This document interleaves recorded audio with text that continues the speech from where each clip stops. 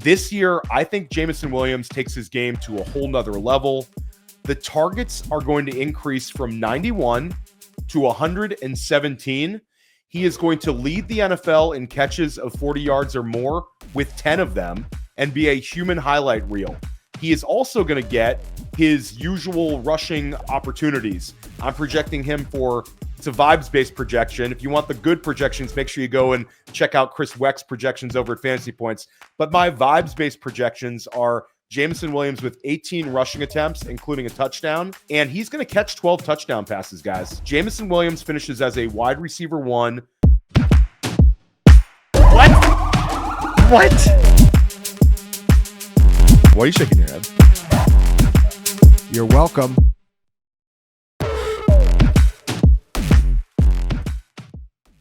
All offseason long, we've dove into the analytics. We've gone extensively into draft preparation, and we have now been able to uncover what is actually going to happen during the 2025 fantasy football season. We're dropping 10 bold predictions for the fantasy football season that will actually happen. Theo Greminger, Fantasy Football Daily on the Fantasy Points Podcast Network, joined today by the great Graham Barfield and the great Ryan Heath, both of Fantasy Points. We're going to drop these bold predictions. We're also going to let you know the top scorers at every single position. We're going to let you know which player you should be drafting late in every draft rest of the way. We're even going to reveal the Super Bowl winner. So how are you doing today, Ryan? I'm doing great, man. Yeah, it's getting close. I'm so ready for actual NFL action. I am so ready for new things to discuss and dive into every single week. The off season, it's been great, but let's get to the regular season, please. I couldn't be more pumped. We're almost there. This is draft week for so many of you. Graham, we haven't chopped it up in a while, but are you still cramming in the best ball drafts? You've only got a couple more days now. Yeah, we did some banger pods earlier this offseason. One you called Ja'Cory Krosky Merritt, basically, back in May. We were breaking down every backfield. You were way ahead of everybody on that one. Yeah, I appreciate that. And the School of Scott audience, their bags are packed on JCM. The Dynasty Life audience for sure on JCM.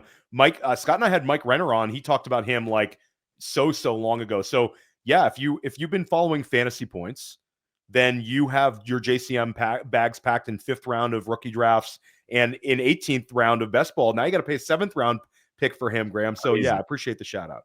Yeah, crazy. No, I haven't been doing many best ball drafts, just getting ready for redraft season, getting all of my teams drafted. But man, I've got the Tate cannon loaded.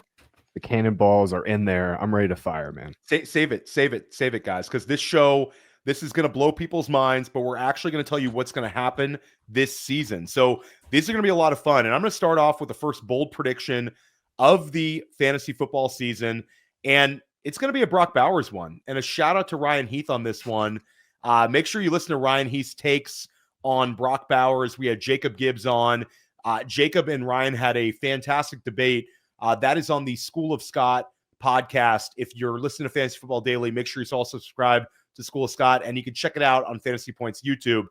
But Brock Bowers last year was unbelievable. He had set every rookie record there was. He had 112 catches, 153 targets, nearly broke tight end records set by Zach Ertz. This year, he gets it, guys. Brock Bowers will set an NFL record with the most targets and the most catches by a tight end in NFL history. He is going to have 168 targets, and he will catch 125 of them. So 125 catches, 168 targets, and he is going to single-handedly set the bar of what fantasy managers think a ceiling season can look like for a highly targeted tight end. And not only that, guys, Brock Bowers is going to be a first-round pick in 2026, not only in tight end premium, but he will be a first-round pick on Underdog. He will be a first-round pick in NFFC. He will be a first-round pick in every single format. Brock Bowers is going to go absolutely wild. I'll get a quick reaction from you, Graham. Ryan, you're going to have to listen to his Brock Bowers thoughts on the School of Scott podcast. Yeah, the only argument against Bowers this year is just opportunity cost. That's literally it. Like everything else about his profile, like you kind of lined up, screams that arguably he should be like a back end of round 1 pick right now. Like he maybe should be going in that like Nico, BTJ, Amon-Ra tier.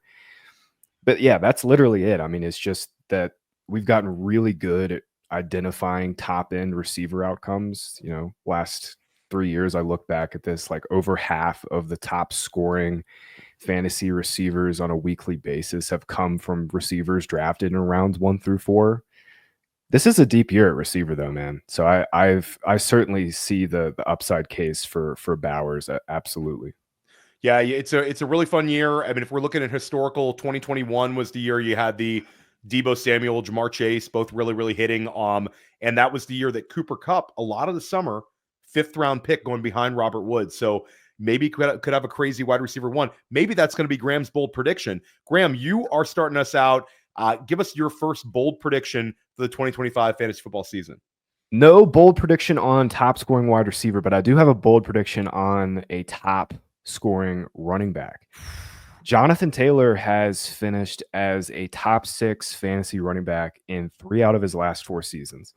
The only year he didn't do it was in 2022, hurt his ankle, had a really rough year. I believe that Jonathan Taylor has top 3 upside, and I believe he has like legitimate upside to be the dark horse RB1 this season. Colts still have a top 5 offensive line, top 8. JT is going to get marginally improved quarterback play from Daniel Jones compared to Anthony Richardson. The main thing I'm excited about, guys, is the play volume here. You know, AR, that offense was just slow. It was run heavy. They were bottom of the league in terms of total play volume. I'm excited to see JT in a competent offense once again. And we have some pretty significant splits to work with here with JT. In 41 career starts going back to 2021 without Anthony Richardson under center, Jonathan Taylor's averaging 18.5 PPR fantasy points per game. That would make him the RB4 in that span. In 11 starts with Richardson, he's at 15.9 PPR points per game. That would make him the RB14. And it all does come down to the target volume. He's basically been like outside the top 80 running backs in targets per game when Richardson starts, and he's in the top 25 when, you know, it's basically anybody other than Richardson. I think JT kind of has similar vibes to Saquon Barkley last year, just an uber talented player going in the 2nd round that has a workhorse role behind a good offensive line. Obviously, the Eagles, you know, top 3, top 5 offense. I don't expect that for the Colts, but this volume, it's really a volume play with Taylor, volume talent play, and he's going in the back half of 2nd round. I'm pretty much all in. I love the take, and certainly Taylor is one where some really smart people like yourself are in on him, Graham. It's sort of opening my eyes. You could also end up with some monster powerhouse teams in fantasy if you are correct, because there is a lot of Ja'Marr Chase, Jonathan Taylor combinations out there right now.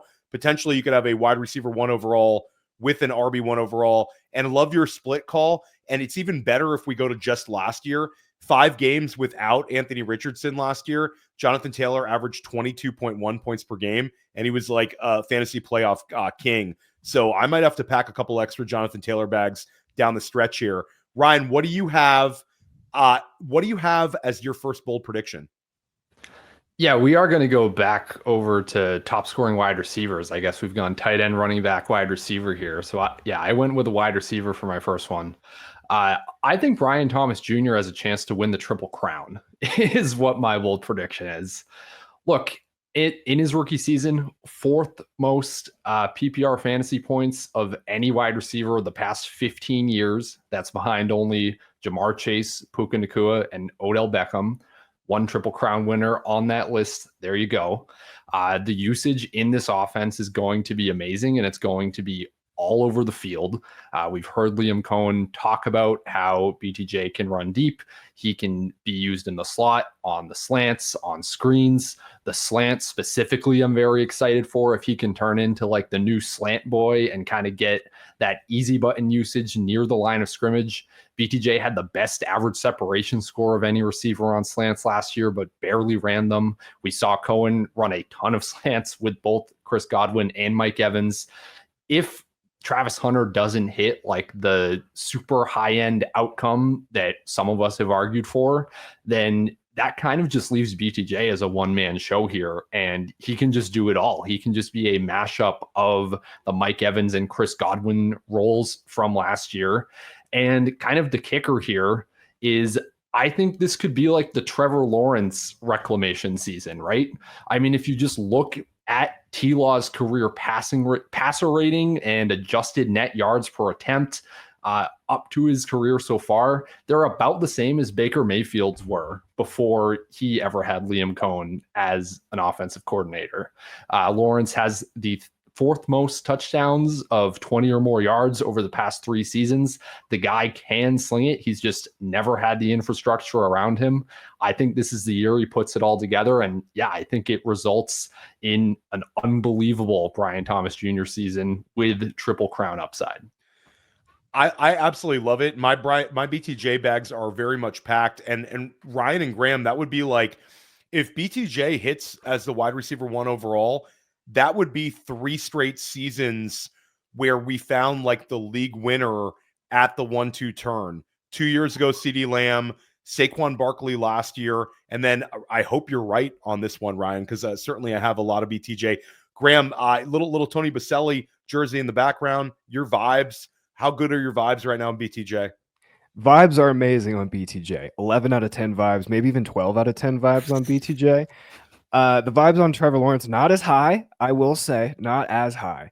That being said, though, I mean, I said after week 2 or 3 last year, he looks like a freaking Julio clone out there. And getting Hunter in the mix, I think, really even just maybe helps BTJ, kind of using them in those kind of stacked receiver formations, getting, BTJ free releases. They're going to move him all around the formation. I love that call. I mean, he's just an ascending player on a team that's going to have to throw a ton. I mean, the Jags would not surprise anybody if they're a top 5 in dropbacks this year. Graham, we're doing something cool this year. Fantasy Football Daily is going to get Graham Barfield once a week. Why don't you talk a little bit about it? Yes, sir. You and I will be doing the Start Sit show. We'll record that every Wednesday to come out on Thursday. Basically, just going through, top starts at each position. I'm sure we'll talk sleepers, kind of some deeper plays for your deep leagues as well. Excited to chop it up with you every week, man. That's going to be a great show. Yeah, I'm really, really excited. Our pods have been absolute fire, and doing it every single week, I think we're really going to help people out. We're going to give you actionable information. And yeah, you can find that on Fantasy Points YouTube and on the Fantasy Football Daily podcast feed. Ryan, you're crushing it. Every article you write is award-winning stuff. And your podcast game has been on point. What's a week look like for you? What can the Fantasy Points viewers, listeners, and subscribers expect from Ryan Heath throughout the season? Yeah, so every Monday morning, you're going to get 5 stats to know from me, just like last year. Just quick overview of the most important storylines of the previous week.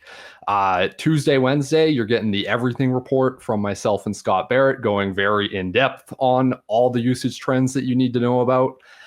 End of the week, for written content, you're going to get advanced matchups. That's where I'm just digging into the Fantasy Points data suite for the upcoming slate of games. With an eye towards the DraftKings main slate. And yeah, you're going to hear me on podcasts as well. Dynasty Points live every Tuesday night and on the feeds the next morning. And also the Underdog Battle Royale show that I do with Jake Tribby every Friday night. That is also a lot of fun that you can find on the Fantasy Points YouTube channel. And we're going to be roping Ryan Heath into Fantasy Football Daily, School of Scott, Dynasty Life. Make sure you're listening to Dynasty Points and watching it every week. Absolutely great stuff that you're doing with Jacob Sanderson, Thomas Tipple, Lucas. Great team and a great show. And the Everything Report can be yours if you subscribe to Fantasy Points. You can use the code Theo2025 and get yourself something off. You want to level your fantasy game up this year, do it with Fantasy Points. We're going to help you crush your leagues this season, not only on the podcast side and the YouTube side, but also in the written content, best in the industry. And that article that Ryan and Scott puts together, like, it's appointment reading for anybody in fantasy football. Highly, highly recommend that one. Let's keep it going. Let's actually kick it back to you, Ryan. Give us one more bold prediction for the 2025 season. Yeah, so I just think that Tony Pollard's going to finish as a top 12 fantasy running back. And the way that happens is pretty easy. Tajay Spears, as of a few days ago, was still in a walking boot. He was on a scooter per Tom Brawley's training camp news updates article that you can find on the site right now. Really nice to kind of collect all these nuggets and all the news that it can be tough to keep track of. But yeah, no positive updates at all on the Tajay Spears high ankle sprain. We saw Tony Pollard operate as a highest end bell cow, both when Spears was out and also in a lot of the games that Tajay Spears was active for last year. Pre-week 15, before Pollard's pseudo season ending kind of limiting ankle injury at the end of the year, he had the 5th highest target share among all running backs, 12.8%. Only counting games that Tajay Spears was active. So Pollard was still incredible, still getting all the work, even with Spears kind of in this limited, only partially healthy state, which could just be a lot of the season now as these high ankle sprains tend to linger. And the second part of this is I think the Titans could be a lot better this year. They spent big to upgrade their offensive line in free agency. They have number 1 overall pick Cam Ward. We have seen Brian Callahan get pretty good quarterback play out of everyone he's ever worked with, aside from Will Levis. I mean, he had Jake Browning ranking as a top fantasy QB in 2023 in a limited sample. He got Mason Rudolph averaging the 7th most passing yards per game in his starts last year. I think all this really takes is a semi-competent QB for Callahan to kind of work his magic and make this into a respectable offense. And that's all that Tony Pollard needs. He averaged nearly 20 fantasy points per game in the Titans' 3 wins last year. That is his upside if they kind of surprise to the upside against their win total. So yeah, I think Pollard has more upside even in season-long managed fantasy leagues than some people might be willing to admit. I don't think he's just a best ball ADP beater or a 0 RB pick. I legitimately think that he could get into that every week RB1 status. Graham, Tony Pollard, round 6, edge pick or just a structural pick? I think that's a great call by Ryan. I almost put him on my list. Like seriously, I had it was basically JT versus Pollard kind of come out bold. So I love that. It's not just like an ADP beater pick like Ryan was saying. I mean, the floor is legitimately high. I mean, he was like, strong RB2 even when Tajay was playing last year, and that was a horrible offense. So yeah, I love it. I'm all in on Pollard. The price is coming up though. Like, it's really coming up. As it should be, but I don't think it's going to get to a point in this last week where I'm like completely out on him. You have a resistance level where he's never going to pass by James Conner. He's never going to pass by Chuba Hubbard. He's never going to leapfrog on RJ Harvey. So he's sort of in that sweet spot where he's next to some guys that are very, very dead zoney. Pacheco's dead zoney. DeAndre Swift is dead zoney. And Pollard, like it's those through the first 9 weeks last year, he was averaging over 20 touches a game, like really, really strong volume. If Cam Ward's a little bit better than we expect him to, like Ryan said, there's a pathway that Pollard's like a top 15 back with plenty of running back 1 weeks mixed in. I'll go next. I'll keep this one short and sweet, guys. It's a simple game. People want to overcomplicate fantasy. We have a perfect storm brewing where you have a top-notch offense that is going to be an amazing game flow week in, week out. The Cincinnati Bengals last year averaged the most points per game that they've ever as a franchise. They averaged over 27 points per game last year as a team. And Joe Burrow was completely lights out. Jamar Chase finished as the wide receiver 1 overall. T. Higgins averaged 18.5 points per game. Chase Brown was fantastic. A fantasy point special. If you followed fantasy points, you had your bags packed with Chase Brown. Guess what? The gang's all back. They are all extended. Nobody's looking for a contract. Everyone is fat and happy and ready to go. They're in 12 personnel at a top 10 rate, and they added Noah Fant to play the tight end 2 spot opposite Mike Gesicki.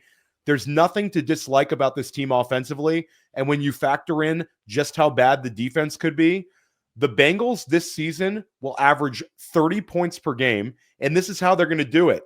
Joe Burrow is going to become the 3rd quarterback in NFL history to finish the season with 50 or more touchdown passes. Patrick Mahomes in 2018 was the last one. And this year, Joe Burrow goes full on Peyton Manning. He ends the year with 51 touchdown passes, and the Cincinnati Bengals average 30 points per game. Draft your Bengals, draft your Burrow. This is going to be a perfect storm for fantasy football. Let's go. Let's go. We need it. We need it. I mean, listen, if there's one quarterback who can beat the Elite Four, like Hurts, Lamar, Daniels, and Allen, it's Burrow. And it'd be what you're outlining. I mean, the dude leads everybody in the last 4 years in yards per game, touchdowns per game, running the damn offense. I love that call. Swag factor. He's got the swag too. Yeah. Ryan, your vibes on Burrow and the Bengals, is it just like sit back and watch 30 games? Yeah, man, I love it. I agree. It's really just that the defense is going to continue to be completely trash. I love it. That's kind of all you really need is for that to remain the case. And yeah, if given that, I have a lot of confidence in Burrow to deliver. Yeah, I'm all about it. I want these games to be entertaining. We want the Bengals defense to be bad. Like, let's get it. Let's get it, guys. Graham, give us your next big, bold prediction for the 2025 season. We need some more quarterback talk. And I'm going to bring up a quarterback that, listen, it's probably going to make you throw up in your mouth a little bit to have this guy as your QB1. You could definitely take him as your QB1 and kind of back him up with like a boring, I don't know, Brock Purdy type. But I think Justin Fields finishes this season as a top 6 fantasy quarterback. Like, it is so gross. I get it. Like, I have no idea if this guy's going to be a good NFL quarterback. Like, the probability that's likely is less than 50%. I do know he's a great fake football quarterback, though. Last 3 seasons as a starter, he's finished as the QB9, QB7, and QB5. Only Lamar Jackson has more rushing yards per start in NFL history than Justin Fields. Like, Justin Fields is averaging more career rushing yards per game than Michael Vick. And over the last 3 seasons, guys, Fields is QB4 by fantasy points per dropback. That's only behind Lamar, Hurts, and Josh freaking Allen. And his starting security is much better than everybody kind of thinks. Tyrod Taylor's hurt. He's 36 years old. He has an injured knee. They just cut Adrian Martinez a couple days ago. I don't know if listen, I'm not an NFL GM. I'm not smart enough to be but at the end of the day, like, this is their plan. This is incredible job security for Justin Fields. And every single time he's been on the field for fantasy, we rank him top 10, top 12, and you can get him at QB 13, QB 14, and ADP still. QB 6 during his starts last year in Pittsburgh. He was the QB 6 when he was benched. I mean, Mike Tomlin taking that edge away from us was cruel. Are you projecting him to lead all quarterbacks in rushing yards, Graham? It'll be Lamar. Then I think it's like comfortably Fields too. Like, if we get a full Fields season, he's going to run for 600, 700 yards. And then we have the added, like, yeah, he can definitely take design carries near the goal line. The floor is just stupid high with him. Yeah, I love it. And this is a huge one, because if he does what you're saying, I think he boxes out New York from bringing in another quarterback, and you extend that Fields run in New York to a 2-year period. That would be a real help to a lot of dynasty managers who got Justin Fields for super cheap in startups this year. Graham Barfield, keep us going. Your last one was so hot that we had to give you the mic back again for one more. Okay, well, everybody's ears are about to explode for this one. I don't know if everybody's ready for this one. I have been banging the table for Rome Odunze. And I'm banging it so hard, guys, that he's going to outscore DJ Moore this year. Rome Odunze is the Bears' wide receiver 1. Let's not forget just how good of a prospect Odunze is, right? Like, rewind the clocks, kind of forget about last season for a second. Odunze had just as many yards per route run at 2.9 as Tet McMillan did in his final season at age 22, 2.9. Odunze is one of 35 wide receivers in NCAA history since 1998 to have over 1,600 receiving yards in a single season. The dude was an awesome prospect. Like, we had him in the same tier, maybe at the bottom of the top tier as Neighbors and Harrison, but he was in that tier for me, at least. The big thing for me is, okay, Caleb Williams probably takes a small step forward this year with better coaching and a better offensive line. The opportunity is what I'm excited for. Odunze played in 2 wide receiver sets just 44% of the time last year. In the 2 games that Keenan Allen missed, he was at 98%. So getting him on the field full time in 2 wide receiver sets is just like massive for his floor and his ceiling. And I just believe he's just a better overall wide receiver than Moore. Like, Moore is a great player, great after the catch still. Scheme him up the targets and let him run. But just doing like the dirty work as an X receiver, it's Rome Odunze all day. And I love drafting this guy. I think he's got enormous upside at a price that really is like makes sense for any team build. You can get him as your wide receiver 4 or 5 as kind of a depth piece. You go running back heavy. You can kind of rely. I think you can rely on Odunze as a decent wide receiver 3 this season. I have been drafting as much Rome as I can possibly get my hands on. I love the call. And Ryan, you've done extensive research on design targets. And this is something where if you subscribe to Fantasy Points data, you can have access to stats and things like design targets as well. But Ryan, talk about how DJ Moore has really benefited from being a design target guy. And that could evaporate with Ben Johnson now in Chicago a little bit more to not only Rome Odunze, but Colston Loveland. I think Graham's take is a signal to draft Rome Odunze, but it's also sort of a signal to fade DJ Moore at ADP. Your thoughts? Yeah, so design targets are kind of interesting in that, unlike other targets, they're not earned in the same way, right? Like, a guy can earn design targets by being good after the catch, but a guy can also earn design targets by being kind of a pain and being really loud and needing to be appeased by a coaching staff that is outgoing and is probably not going to make it to next season, right? Which is sort of what happened with DJ Moore last year. And yeah, if you take design targets out of the equation, then yeah, Rome was better in most per route stats than DJ Moore, full stop, last year, if you make that one adjustment. So yeah, I have kind of been vocally anti-Rome at higher ADPs, at higher costs that he has carried at earlier points in the offseason in Dynasty. But yeah, I'm fully with Graham in managed redraft where, yeah, he can be your wide receiver 4. I totally get that upside shot. And I think he's a way better bet at cost than DJ Moore currently is.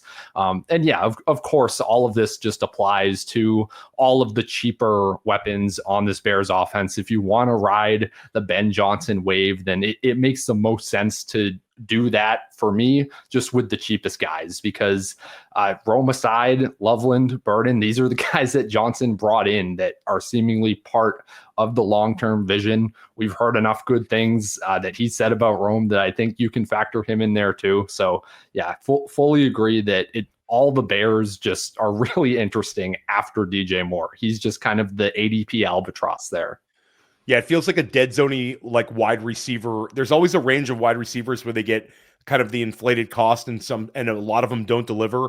Moore seems like he could be one of them. It's teammate target competition for me. Ryan, I know you've been all over Colston Loveland. Make sure you listen to Ryan Heath on the School of Scott with Jacob Gibbs. We touch base a little bit more on these sort of wide receiver targets in this range.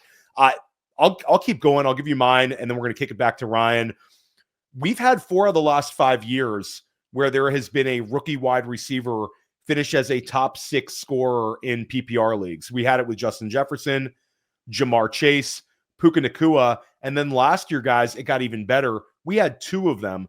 BTJ, Brian Thomas Jr., and Malik Neighbors were both top 6 scorers. Ladd McConkey nearly snuck in as a wide receiver 1. He also averaged over 15 points per game. This year, we're going to make the streak 5 out of 6 seasons. This time, we'll lower the bar a little bit. We'll make it a rookie wide receiver finishing as a top 10 scorer in PPR. We'll make it 5 out of 6 years. And it's Tet McMillan. And it's a low-hanging fruit. And he's risen up to round 4 in FFPC main events, round 3 in NFFC prime times for a reason. Tet McMillan is not only going to lead Carolina in targets, he is going to be the focal point of their entire offense. Things are going to be drawn up for McMillan every single week. He is going to tie Kelvin Benjamin's touchdown record with Carolina Panthers rookie touchdown record and catch 9 touchdowns this year. He's going to average 16.1 points per game, which is a little bit lower than Neighbors and BTJ, but a little bit higher than Ladd McConkey. And he's going to set Carolina Panthers rookie records with receptions. And he's going to have at least 145 targets this year. McMillan is a player that, even though he's going highly and even though the ADP is steaming up, you're still going to want to pack your bags if you have a draft late. It's McMillan season in Carolina. Graham, your thoughts on T-Mac? Yeah, the McMillan steam is real, but it's still not real enough. We were drafting Marvin Harrison Jr. at the 2-3 turn last year, or excuse me, at the 1-2 turn. We were drafting Neighbors near the 2-3 turn. He kind of got steamed up near that 2-3 turn. That's kind of where I think that's where McMillan should be going. He should be going in the 3rd round. So, yeah, he's jumped from the 5th round in FFPC to the 4th round. He's been going, kind of consistently in that 4th round, maybe near the, now closer to the 3-4 turn on underdog. But I strongly feel that he should just be a 3rd round pick. Yeah, I'm there. And Ryan, you've talked about how enthusiastic you are about McMillan as well. Yeah, fully there. I've had him ranked at the 3-4 turn for the entire offseason. He's starting to catch up there on some platforms, but yeah, it kind of unlike a lot of the other preseason Steam guys, it has gotten nowhere near the point where I'm out. So yeah, still very big on Tet McMillan. Well, Ryan, you're up right now. Give us another bold prediction. All right. So I guess speaking of guys that have steamed up in ADP a lot, we've seen TreVeyon Henderson climb from the 6th round to I've seen him go in the 3rd round on lots of different platforms. I've seen him go over Omarion Hampton even. Yeah, the Henderson steam has been insane. My bold prediction is that RJ Harvey is just going to outscore him straight up this year. The reason for this is because I honestly think they're similar bets from a usage perspective. I mean, we really want the pass catching for both of these guys in these respective offenses, right? Josh McDaniels obviously has a good history of pass catching running backs, but it's even better with Sean Payton. At least 113 backfield targets in every season since 2014 out of Sean Payton's offenses. Even if Harvey is not in on these pass blocking snaps at the beginning of the year, so much of his receiving work can actually be on 1st and 2nd down. The Broncos were 3rd in target share to the backfield on 1st and 2nd down last year. And that was when their running back was Javonte freaking Williams, who was doing absolutely nothing with it. So that just makes it even more likely, more bullish that we're going to get that intentional early down passing game usage out of Harvey. And it just is amazing when you look historically at all the other Sean Payton running backs that he has taken in the first 2 days of the draft. The only other guys he's selected that early are Reggie Bush, Mark Ingram, and Alvin Kamara. Bush and Kamara each had over 100 targets in their rookie seasons.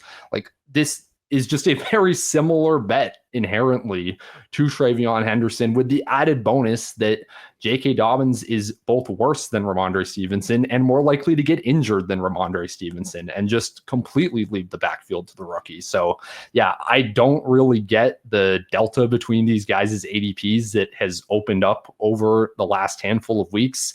And yeah, I will gladly take Harvey to just outscore Henderson. Graham, you love this take. I do. I think it's just week 1, Ramondre Stevenson is going to play a lot more than people want. J.K. Dobbins is going to play a lot more than people want. But by week 5, 6, that's the bet you're making, is that these guys fully take over. And the Broncos are just a better team. They have a better offensive line. They might have, one of the best offensive lines in the NFL. They have a great defense, so they're going to be in a lot of very close or leading game scripts. The Patriots are projected to be a much better team this year, but I mean, Broncos are already there. I mean, they're favored in 12 games by the look ahead lines. I think the Broncos are actually kind of a sneaky dark horse Super Bowl candidate. The AFC is just loaded, but this team is so good, man. This defense is awesome. They've got a good offensive line. Obviously, Peyton's a great coach. I'm all in. I love RJ Harvey. I've done 15 managed drafts over the last 10 days, and I think I have Harvey in 13 of them. I'm all in on this player in this situation. Yeah, I've been drafting a ton of RJ Harvey, and I'm also in on TreVeyon Henderson, maybe a little more bullish on him with returning value in that 3rd round. But the beautiful thing is you can draft both of them. They're both in that range to deliver. It gives you so much flexibility with what you're doing at the running back position to potentially get 2 guys who in the second half of the year could completely eat. And Graham, I love your Denver being the sleeper. It kind of feels like those Sean Payton teams towards the end of his New Orleans run where they won 12 games every single year.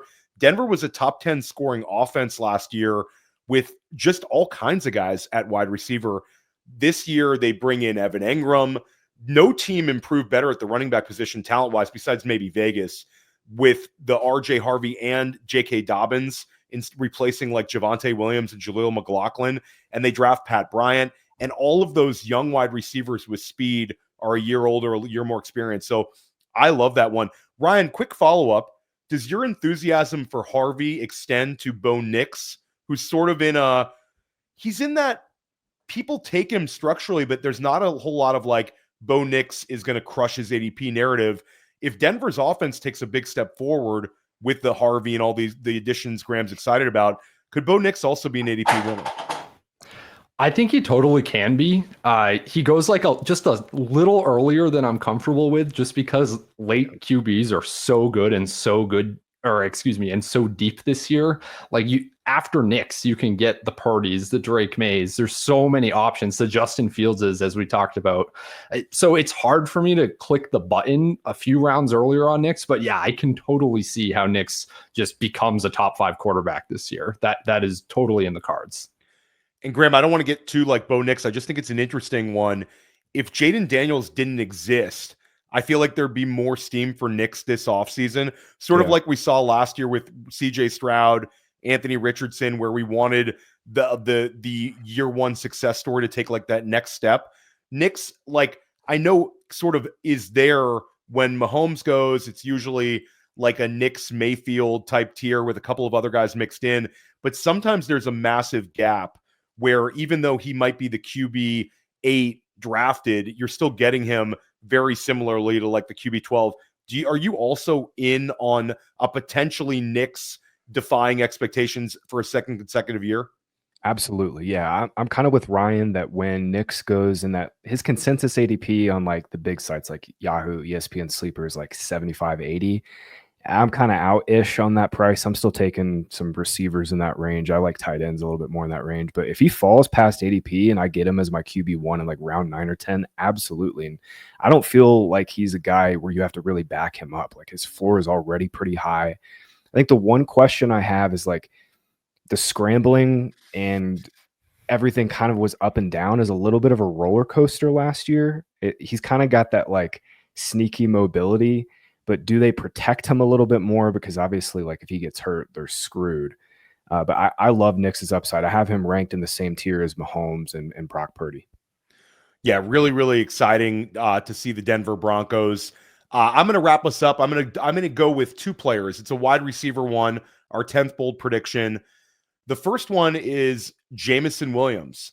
Jameson Williams last year averaged 14.2 points per game.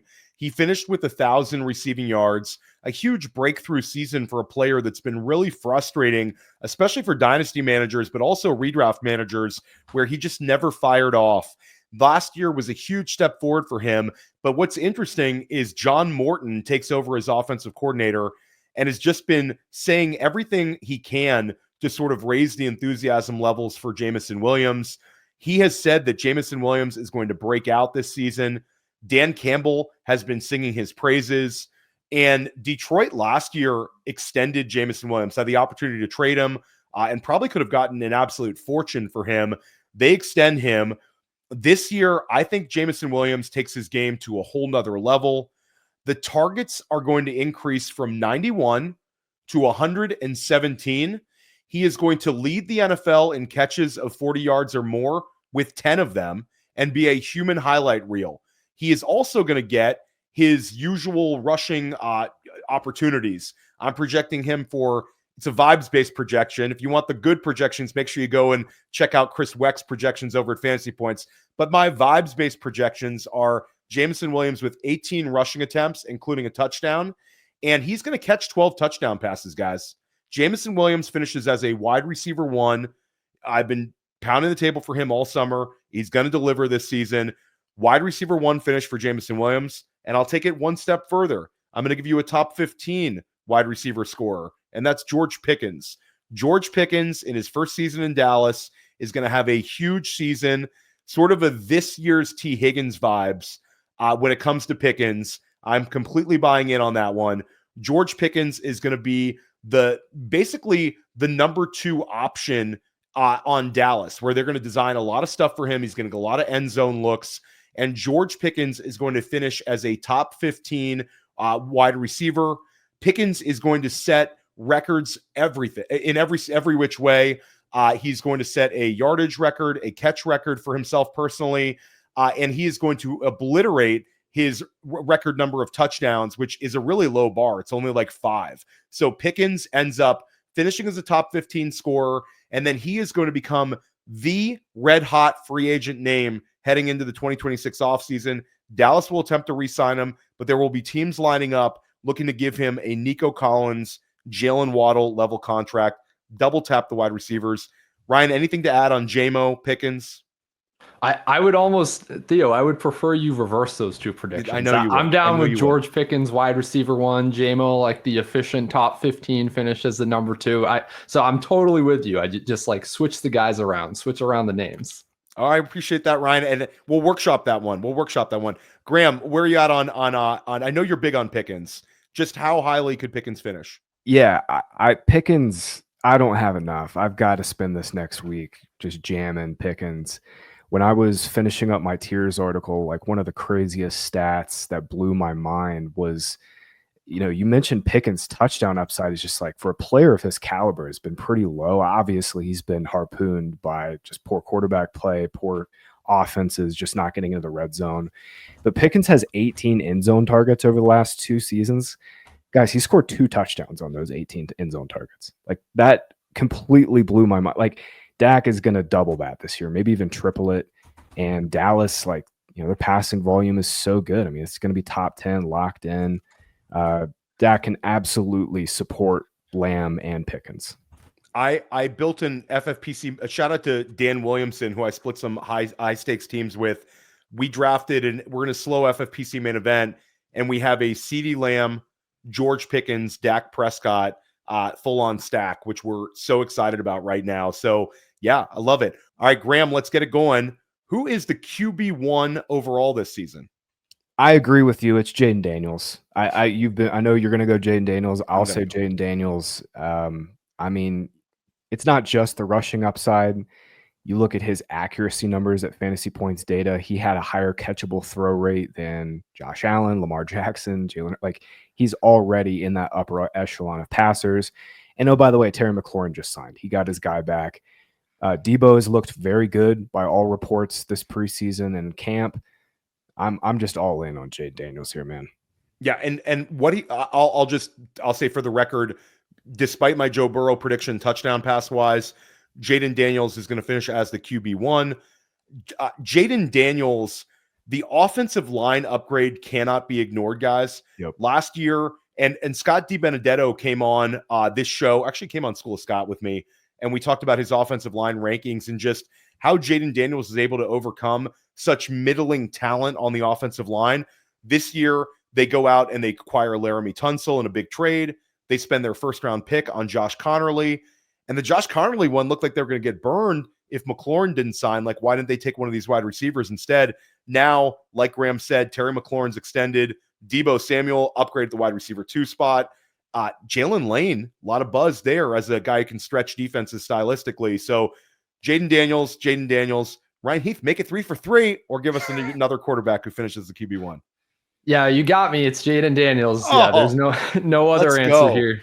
Yeah, I mean, what else do you want, man? Like, nearly 25 fantasy points per game if you just take out the game where he got his rib shattered and the one where they had to glue his hand shut. Like, all the other games almost at 25 fantasy points per game. One of the best rookie seasons we've ever seen. Didn't even have like an insanely high touchdown rate compared to some of the best fantasy seasons we've ever seen. He has room to improve there. So yeah, all in on Jayden as QB1. Yeah, I love it. And guys, it's a trend that we've talked about. I talked about this with Scott Barrett. I've talked about it with Graham, where it's year 2 quarterback, the truly elite quarterbacks. The MVP streak continues. We had it in 2018. Patrick Mahomes, year 2, wins the MVP. Lamar Jackson, 2019, year 2, wins the MVP. Jayden Daniels, year 2, wins the MVP. Absolutely love that we're all in line on that one. Ryan, that was just fantastic, making it 3 for 3. Graham, give us your. Actually, you know what? Let's kick it to Ryan on this one. Ryan, give us your RB1 overall finisher. Yeah, I'm keeping it simple here. It's still Bijan Robinson for me. I mean, the injuries on the offensive line are like a slight point of pause, but the usage is just so amazing in an offense I'm expecting to be a lot better this year, with them being able to incorporate some of the play action stuff that Zach Robinson wants to do, with a full offseason with Michael Penix to kind of get up to speed with that. We haven't seen him at all in the preseason, so I'm curious if they're kind of keeping it under wraps. But yeah, it's Bijan RB1 for me still. Graham, you gave us your RB1 overall, so give us your RB2 overall. Yeah, I said JT top 3. I'm not. Okay. I'm sorry. I don't mean to paint you in a corner there. He absolutely could. JT definitely. He's got that potential. He's done it before. He did it before on a terrible offense. Man, I've gone back and forth with 3 different players on this one. I was thinking Bijan. Ryan took him. I want to go McCaffrey. I'm going McCaffrey as RB1. I think everything's kind of lined up for him this season. He's fully healthy. No Debo. Juwan Jennings hasn't practiced basically all of August with this calf contract nonsense. Everything's just kind of lined up for McCaffrey. And we've seen the ultimate upside with him. And it's not, okay, I'm not really too concerned about Brian Robinson at all. Like, he steals a couple of carries per game. His McCaffrey snap rate will go from 88% to 83%. The main thing is the main thing for me. And it's just this insane receiving role, especially in PPR leagues. Like, McCaffrey has finished as the RB1 in route share in 3 straight seasons. Like, last year, he was at 62%, but he's got the potential to be at 70 to 75%, especially with no Debo. You know, these design targets, like Ryan was alluding to, like, you know, Shanahan, they have to go somewhere, right? The only player on this team who could get the Debo design plays is Christian McCaffrey. I just think he's got an insanely high floor. I wanted to say Saquon, but it's just so hard to repeat as RB1. You know, only Todd Gurley's done it. Basically, this, like, you know, recent history. Priest Holmes was the last guy to do it, I think, in like 2004. I kind of want to go Barkley, but I'll go a little bit more off the board with McCaffrey now that he's fully healthy and everything's just kind of lined up for him. Graham, you go fully on brand with the CMC love. You're going to keep it going all the way up to the season. Scott Barrett also on this CMC train. I get it. And what's interesting is we have had 3 straight years, 27-year-old finishes as the RB1.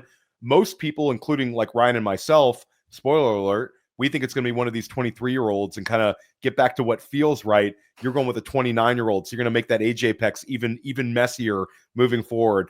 I'll say, guys, I dropped a bold predictions article that you can read for free over at Fantasy Points, and in my bold predictions article, it was Bijan Robinson's going to narrowly edge out Jahmyr Gibbs. Bijan averages 22.5 points per game, finishes as the RB1, and Jahmyr Gibbs averages 21.5 points per game. The difference for me was I think Robinson takes this massive step forward as a pass catcher this year. I think he has 80 catch upside, but I am a little nervous about this recent offensive line injury. It's the timing of it, guys. Caleb McGarry, who was one of their best run blockers, is now injured, going to miss significant time. We don't know when he'll fully be back. So I'm going to actually flip-flop this. I'm going to say that Jahmyr Gibbs finishes as the RB1. And I know we're working on our superlatives. We're filling out our over at this NFL season predictions where we're all filling it out. You're going to get those over at fantasypoints.com. And I picked Jahmyr Gibbs to lead the NFL in rushing yardage this year. I think things are lining up for him to have an 1,800 rushing yard season. And him and Bijan Robinson are literally splitting hairs. I have them 2 and I have them 3. So I had Jahmyr Gibbs, I guess, as my 103. Now I have him as my 102. So I'm pretty close with you on this one, Ryan. But I do think it's going to end up being Jahmyr Gibbs. Let's switch it over to the tight end spot. Graham, who's your tight end 1 overall this year? So your Brock Bowers argument is very well reasoned. Obviously, second-year player, massive quarterback upgrade from Geno Smith. I mean, the Raiders had like a sub 3% pass touchdown rate last year. I hear you. I think the 49ers have the ability to have not just the RB1, but the tight end 1 as well. And I'm going with George Kittle. Juwan Jennings, again, he's out. He's not been practicing. He's missed basically all of training camp, all of the play installs. we love Ricky Pearsall here at Fantasy Points, but he's a second-year player, basically in his kind of full-ish rookie season here. Guys, George Kittle was the tight end 1 last year by fantasy points per game. He finished as a top 12 weekly scorer in 13 of 14 games. The only game he didn't do it was in the snow against the Bills. I think Purdy had under 100 yards in that game. And this is the best setup he's had in his entire NFL career to earn 120, 130 targets. Kittle's always kind of been a player who's had to thrive on efficiency because he's had to fight for targets with Debo, with Brandon Ayuk. And now the 49ers are probably going to be without Ayuk for at least 4 games, maybe up to half of the season as he comes back from that nasty knee injury. I'm just all in on George Kittle. I think Brock Bowers finishes as tight end 1. I have to go a little off the board with Kittle and give my guy some love. Brock Purdy, obviously getting the extension, getting the vote of confidence this offseason too. I'm just all in on Kittle here. And follow up on the Kittle take. Kittle, we haven't seen crack more than it's always like a weird situation where he's just so efficient, but he gets 90, 95 targets. Do you think based on all of the wide receiver injuries, now Demarcus Robinson suspended to start the year, and just the loss of Debo, which is just a sort of a Kyle Shanahan 49er staple, was just the threat of Debo Samuel. Do you think that we could end up seeing a just shock 115, 120 target year out of Kittle that we really haven't seen since 2018, Graham? Yes, and he's going to be 32 this year, right? I mean, Kelsey in his age 32 season finishes the tight end 1. He did it again at age 33. He was even better. So it's not just he's still right within that age apex for tight ends. Maybe at the back end of the age apex, but he's just a freak of nature talent, going to be on the field full time, going to run a huge route share with this offense. And yeah, I think the upside for him to earn a career high in targets is absolutely there right now. Ryan, your tight end 1 overall finisher. Yeah, Graham and I went off the board in the exact same spot and to the exact same player. I also am picking Kittle as my tight end 1 overall. He makes great points about the target volume piece of it, but I think we could even see improvement in the touchdown column as well. Just looking last year against red zone coverage looks, Kittle had the 3rd best average separation score of any wide receiver or tight end, right behind Nico Collins. So he's getting open in the red zone at one of the highest rates in the league. And this is where the 49ers actually have one of their biggest opportunities for positive regression. I mean, they ran the 5th most passing plays inside the 10-yard line. They were just 18th in touchdown rate from there. They just kind of had a lot of drives randomly die. They kicked a lot of field goals from near the end zone last season. That regresses it all, and it's really just Kittle as the biggest red zone target there. As I said, amazing at separating in that area. So yeah, we could see an insane number of touchdowns as well to go along with it. Yeah, I would even hazard a bold prediction that George Kittle is more likely to have a Travis Kelce level season than Brock Bowers this year. Would be I guess your bonus round bold prediction that I would sign off on. I'll go even bonus tight end prediction since I went Bowers is I love the Kittle love. I think George Kittle is going to have a great season. I think George Kittle is going to have a phenomenal season. I think he's going to return a ton of win rates. I also think Trey McBride's going to have a really strong season. And my Bowers take I'll double down on. I think it's the year of the tight end. Ryan and I are kind of butting heads on this one. Again, make sure you listen to School of Scott. Ryan gives a very reasoned, very detailed, very analytical take that people loved on avoiding the early tight end until Kittle. But I think it's the year of the tight end. I think this is the way the NFL is turning. I think you're going to end up with 3 tight ends averaging 17 points or more. I think that McBride and Bowers are both going to be target monsters. I think that Kittle is going to have this unbelievably efficient season. And even if we get 15 more targets, Graham, it's 15 more opportunities for Kittle to have a 40-yard touchdown and win us our fantasy week, which nobody really does that better at the tight end position. And I think both of those rookies are going to hit. I think that it's Warren and Loveland are both going to come in and hit in different ways. I think Warren leads Indianapolis in targets. And I think Loveland, Ryan, you've sort of laid out the pathway for Loveland to have this incredible year. I think he'll pay off too. So I think it's just the way that the NFL is going, it's this archetype of tight end. They're all similarly sized. And I think the big three are going to score like crazy. You're the tight end. So giving you bonus bold predictions, guys. Let's go wide receiver 1 overall. Graham, your pick. CeeDee Lamb. We're just all in on Cowboys, all in on Dak getting back to full health. Obviously Ja'Marr Chase has the inside track to be the wide receiver 1. Joe Burrow playing at an MVP level. I think Burrow should have won the MVP last season if it was actually an MVP award. It's not. It's, whoever wins the most game plus is a very good quarterback every year. Unfortunately, it should have been Burrow. I liked your take on, it being Burrow this year. This stat is one that's just been ruminating in my head all offseason. If you just take the games where Dak Prescott played over the last 2 seasons, Lamb is averaging 18.5 half PPR points per game in Dak's last 25 games. That would make him the wide receiver 1 by 1.5 points per game over Ja'Marr Chase. And now we've got this situation where George Pickens, I think, it's kind of like what you said, the T. Higgins Ja'Marr Chase corollary. Having a guy that can stretch the defense vertically is going to open up everything for Lamb on those horizontal crossers. You're not going to be able to just double team him, kind of put defenders in the middle of the field to kind of guard against that. You're going to have to take Pickens into consideration, and the volume is just going to be amazing here. I mean, I said it earlier, Dallas has been top 10 in pass rate and Dak starts in back-to-back seasons.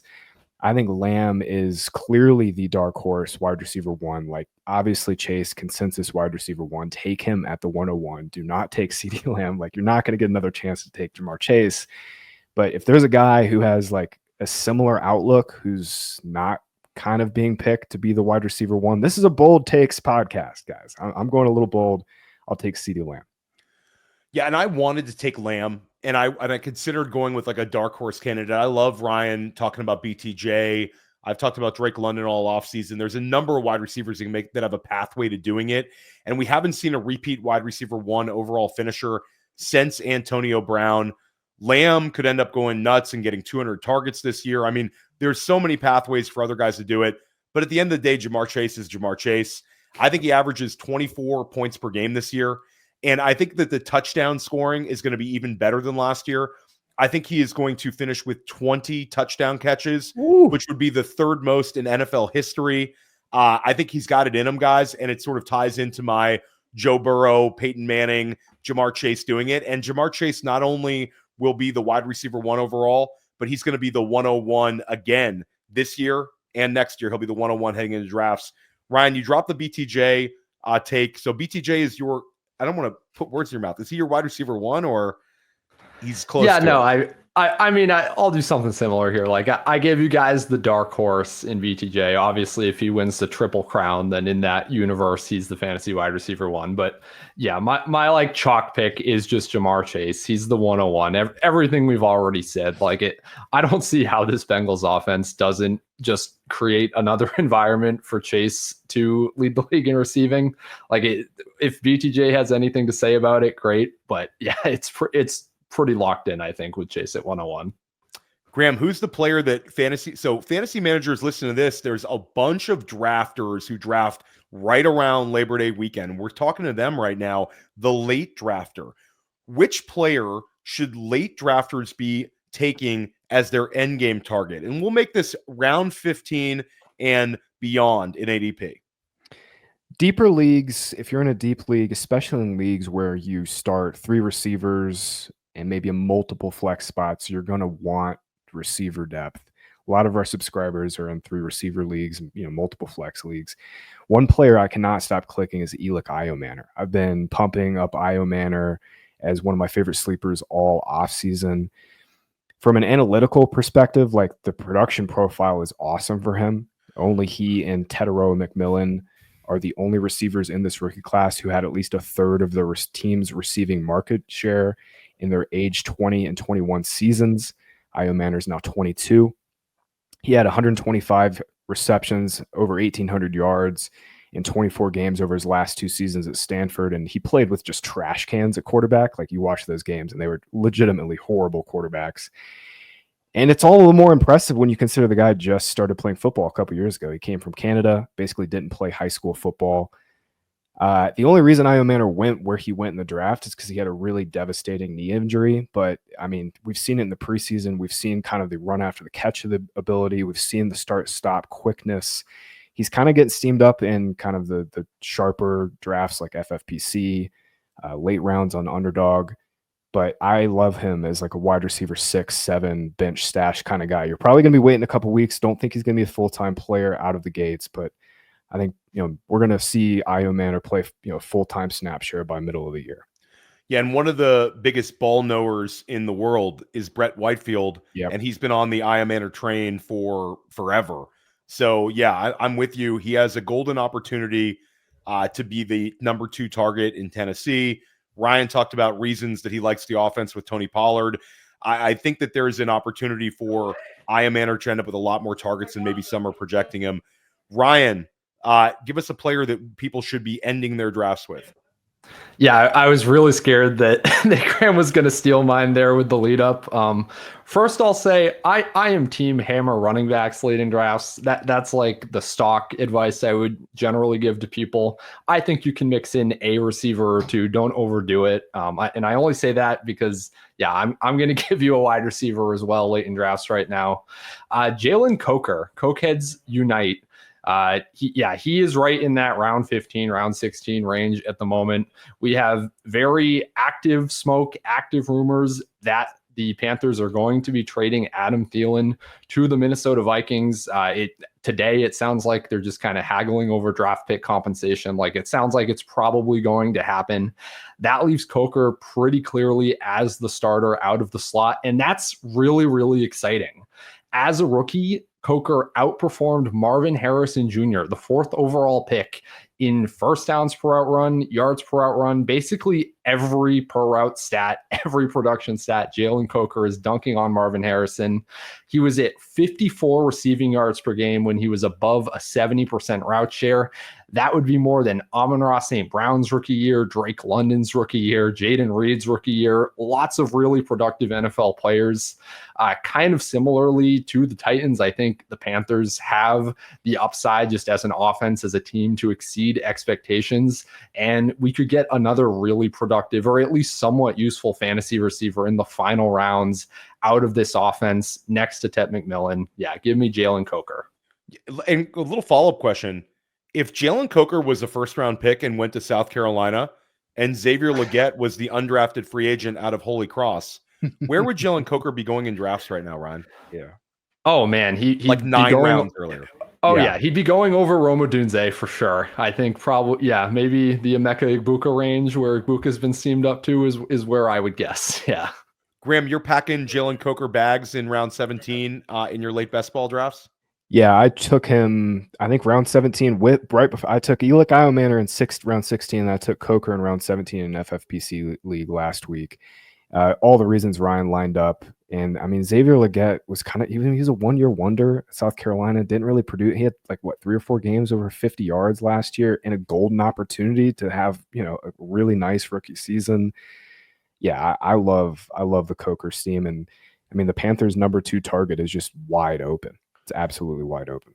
Legette was also overaged when he came in. It was like what you see is what you get type profile. So yeah, I'm with you. I think it's the first everybody makes the pro Xavier Legette arguments always include first round draft capital. Like, if you take the first round draft capital out, Xavier Legette not looking so hot, and not every first round pick hits, guys. Not every first round wide receiver hits. So yeah, Jalen Coker, I'm rooting for it.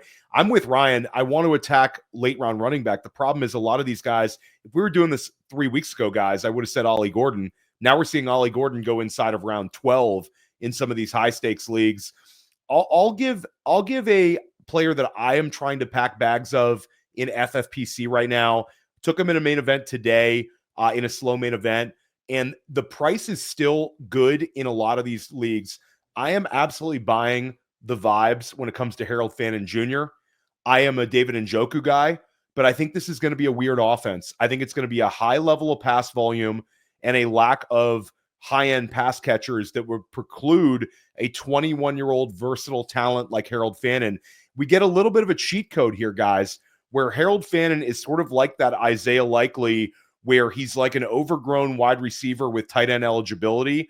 But the added bonus is, unlike Likely, it's a target volume could be there. The first week of the year, the Cleveland Browns play the Cincinnati Bengals. Don't be surprised if Harold Fannin Jr. is a tight end 1 in week 1 and is a heavily added player. I get all sorts of outs here, guys. David Njoku gets traded at the deadline.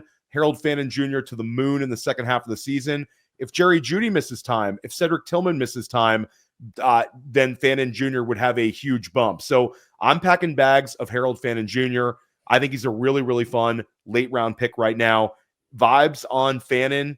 Is it like chasing waterfalls to draft a tight end 2 on a bad offense, Graham? Or are the vibes, are you also seeing these sort of vibes?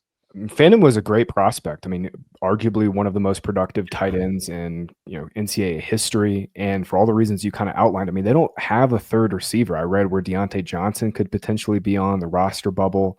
Browns haven't really been a 12 personnel team, 2 tight end team over the last 2 years under Stefanski, but I could see that really coming up just based on necessity, right? Like it's basically just Jeudy and Tillman, and then you kind of have this move tight end and Fannin. So I like that call. Yeah, I'll even quickly add to that. Their new OC, Tommy Rees, he was at Notre Dame getting Tommy Tremble and Michael Mayer like day 2 NFL draft capital. Neither guy has really done anything in the league as receivers since, but yeah, he was going from like 25 to 30% target shares for his tight ends in those seasons. So yeah, maybe we do get a more tight end centric offense and both these guys can kind of eat. I'm still in on Njoku. I'm still a little bit skeptical that Fannin is actually anywhere close to like an every down player in practice, but yeah, I can totally see this kind of work for both of them.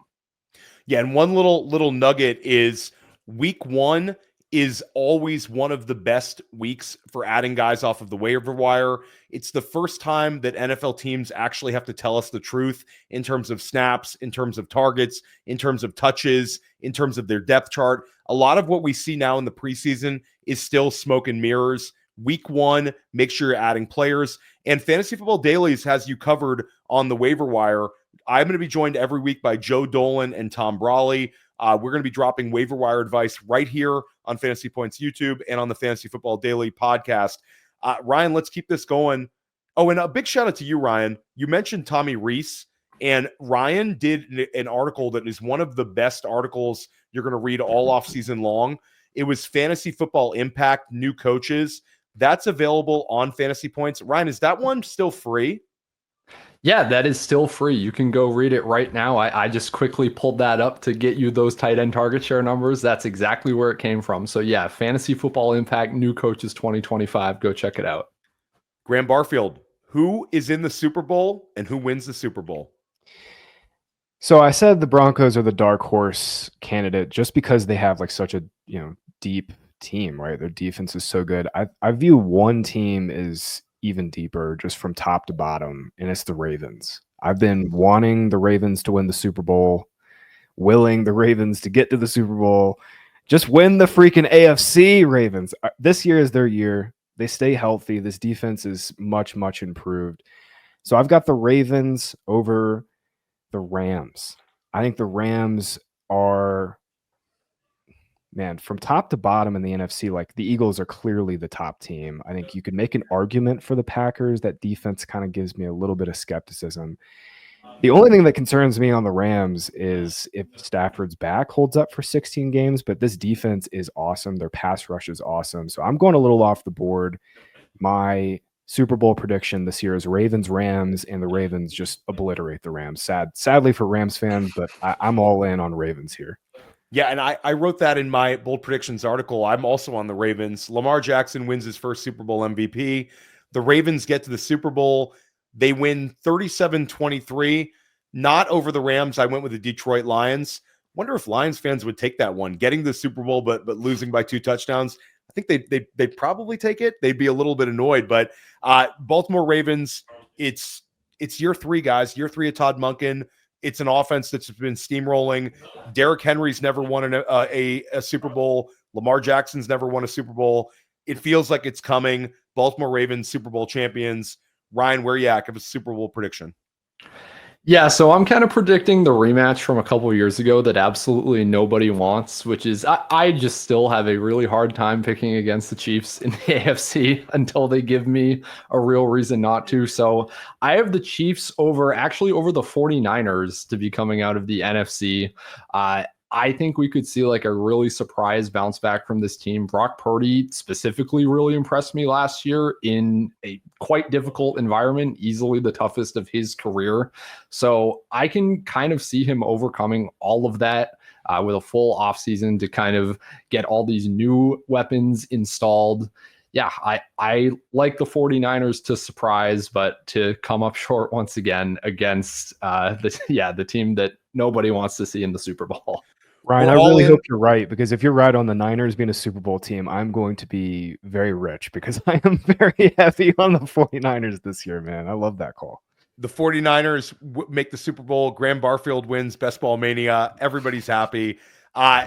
So we were all in on the AFC, guys. Kansas City for Ryan, Baltimore for Graham and I. Awesome show. If you're listening to Fantasy Football Daily on the podcast, do us a favor and subscribe to Fantasy Points YouTube. We crossed 19,000 followers the other day. Ton of growth in YouTube. And if you're watching this on YouTube, make sure you subscribe to Fantasy Football Daily, Dynasty Points, School of Scott, all of our podcasts. We're dropping so many strong podcasts. All of the written content available at Fantasy Points. Use the code Theo2025, get 10% off. Scale up this season. Get your content from Fantasy Points, and we're going to help you crush your fantasy leagues this season.